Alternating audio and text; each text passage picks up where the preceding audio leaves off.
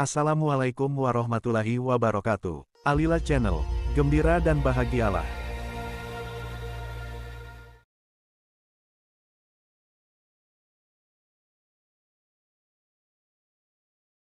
Waspadalah, rasa syukurmu bisa menjelma menjadi kesombonganmu.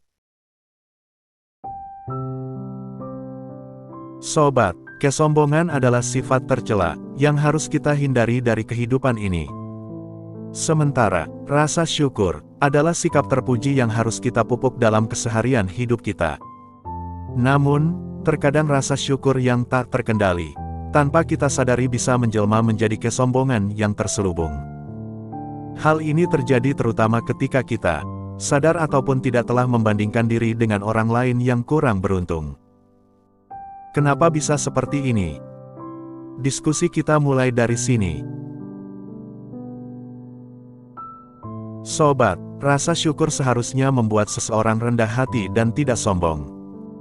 Rasa syukur adalah perasaan berterima kasih atas segala nikmat dan karunia yang telah diterima.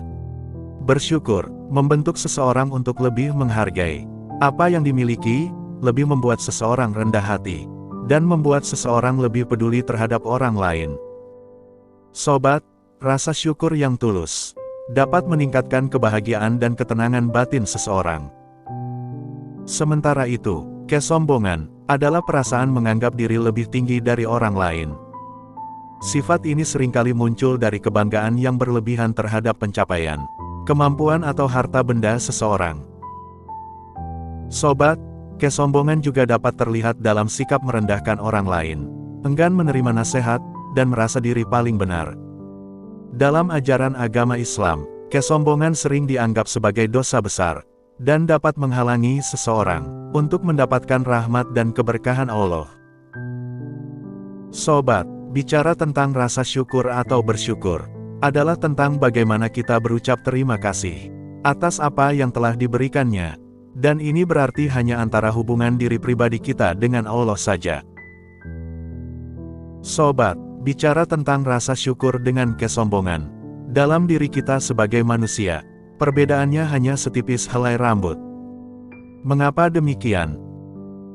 Itu dikarenakan kehidupan sehari-hari pada zaman sekarang ini, di mana kita tidak bisa lepas dari yang namanya teknologi. Ditambah lagi dengan realitas yang terjadi, bahwa media sosial sudah menjadi bagian dari kehidupan kita sehari-hari. Semisal Facebook, Twitter, Instagram, WhatsApp dan lainnya. Sobat, bicara tentang syukur yang bisa menjelma menjadi kesombongan. Ini mengacu kepada situasi di mana seseorang merasa bersyukur. Namun di saat yang sama, rasa syukur justru malah menjadi pembenaran untuk merasa diri paling baik atau lebih unggul dari orang lain. Sobat, meskipun media sosial dapat menjadi alat yang bermanfaat untuk berbagi informasi dan terhubung dengan orang lain, penting bagi kita untuk menyadari potensi dampak negatifnya dengan menampilkan atau memposting pencapaian dan gaya hidup yang kemudian tanpa kita sadari, ini semua mendorong perbandingan sosial atau keinginan untuk pamer. Sobat, dengan begini maka akan menciptakan lingkaran setan, di mana individu atau seseorang merasa perlu terus-menerus memvalidasi diri melalui unggahan dan berharap umpan balik positif dari orang lain, yang pada akhirnya ini semua tanpa kita sadari sudah mengarah kepada kesombongan dan perasaan superioritas. Sobat, terkadang memang sulit membedakan apakah yang kita tampilkan pada media sosial itu disebut sebagai rasa syukur, ataukah bentuk dari kesombongan kita belaka. Yang jelas dalam hal ini adalah, tidak semua orang akan menilai rasa syukur kita sebagai niat baik kita. Akan selalu ada orang yang menilai kita sombong. Dan ini bukanlah tanpa alasan, dikarenakan kondisi kita berbeda dengan orang lain.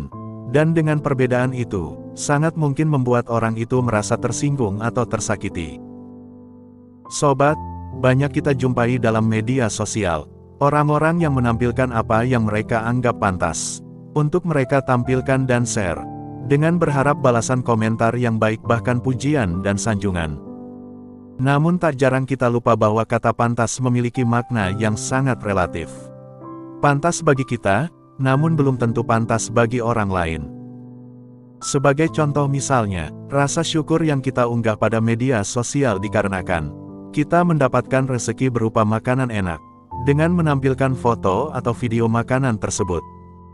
Sobat, di dalam pandangan kita, dengan mengupload status makanan tersebut, merupakan bentuk rasa syukur kita kepada Allah.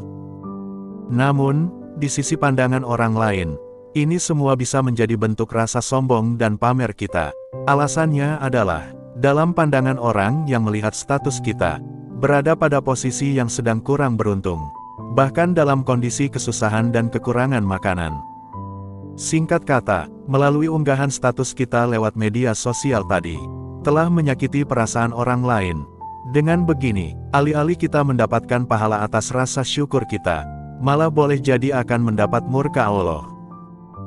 Kembali lagi, yang menilai diri kita itu orang lain dan Allah semata, bukannya diri kita sendiri. Dalam hal ini, lebih baik kita tidak mengumbar rasa syukur kita pada media sosial, agar tidak dinilai orang lain sebagai suatu bentuk kesombongan.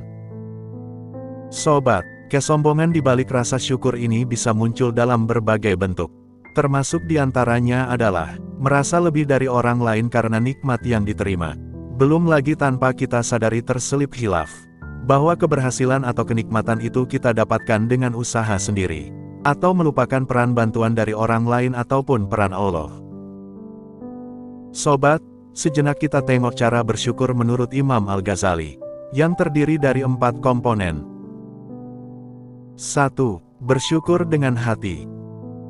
Sobat, dengan bersyukur dalam hati maksudnya adalah bersyukur yang dilakukan dengan sepenuhnya kita menyadari bahwa semua nikmat yang kita dapatkan, baik besar maupun kecil, banyak maupun sedikit, itu semata-mata karena anugerah dan kemurahan Allah. 2. Bersyukur dengan lisan.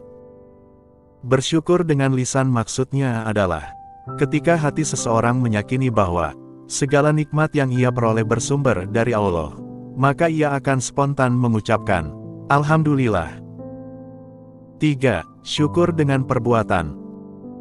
Maksudnya adalah, setelah itu ia akan mengimplementasikan rasa syukur itu dengan perbuatan, yang mana ini mengandung arti bahwa segala nikmat dan kebaikan yang kita terima harus dipergunakan di jalan yang diridhoinya, semisal dengan kegiatan ibadah kepada Allah, dan membantu sesama dalam hal kebaikan serta kegiatan baik yang lainnya.